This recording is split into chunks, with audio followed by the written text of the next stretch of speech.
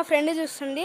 మా ఫ్రెండే చెప్తున్నాడు ఇప్పుడు ఆ చేతబడి గురించి ఎలా చేస్తారో వాళ్ళు. హాయ్ ఫ్రెండ్స్, ఇప్పుడు మీకు చెప్పబోతున్నది అది మా ఊరిలో చేతబడి చేస్తారు. చేతబడి చేసింది ఇక్కడనే చేస్తారు. అది లేదు కానీ అది ఒక ముసలాయనే అది పొలం కాడికి పోయి వస్తుంటే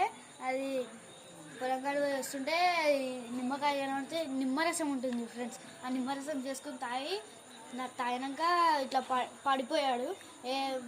అంబులెన్స్ చేసుకుని పోతే చనిపోయాడని చెప్పారు ఫ్రెండ్స్.